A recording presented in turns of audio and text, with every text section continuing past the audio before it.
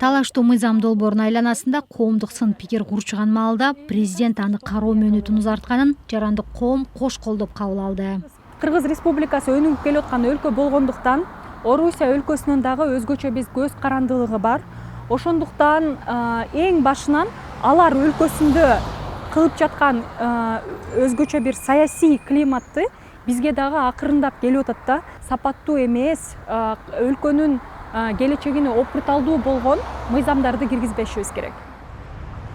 Коммерциялык эмес уюмдар жөнүндө мыйзам долбоору боюнча Россиядагыдай болуп, бейөкмөт уюмдарына чет өлкөлүк агент макамы берүү каралган. Бирок документтин соңку редакциясында анын ордуна чет өлкөлүк өкүл түшүнүгү киргизилди. Учурда бейөкмөт уюмдары мамлекеттик органдарга финансылык отчет берип турат. Ошого карабастан долбоордо бейөкмөт уюмдардын каржы булактарына жана каражат кандай максатта жумшалып жатканына чейин көзөмөл орнотуу каралууда. Мен мамлекеттин бүтүндүгү үчүн, мамлекеттин коопсуздугу үчүн, мамлекетте тартип болсун, көзөмөл болсун, кайсы жактан адамдар келип атат, канча каражатты каяктан алып келип атат, эмне максат менен алып келип атат, алып келген максатыны дагы каражатты ачык элге көрсөтүп, мамлекет тараптан көзөмөл болсун деген максат менен бул мыйзамдын долбоорун мен иштеп чыгып атам. Мен артка кайтпаймын. Документке Нарматовадан тышкары дагы 30 депутат демилгечи болуп, кийин алардын 9-у чыгып кетти.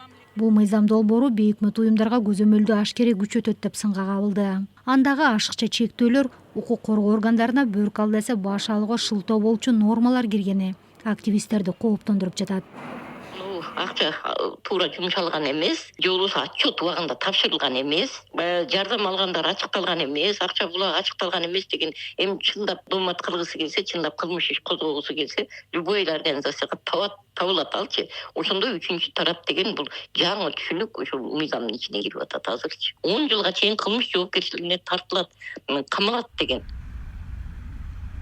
Юристтер бул мыйзам долбоору Россиянын бейөкмөт уюмдары тууралуу мыйзамынын көчүрмөсү экенин айтып чыгышкан. Мындан улам жарандык коомдун көзүнө бул демилгенин аркасында Кремлдин караны көрүнүүдө.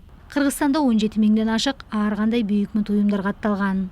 Анын ичине 1000ге жакыны активдүү иш алып барат. Кыргызстанда бейөкмөт уюмдары Борбор Азия аймагындагы башка өлкөлөргө салыштырмалуу активдүү ишмердүүлүгү менен айырмаланат.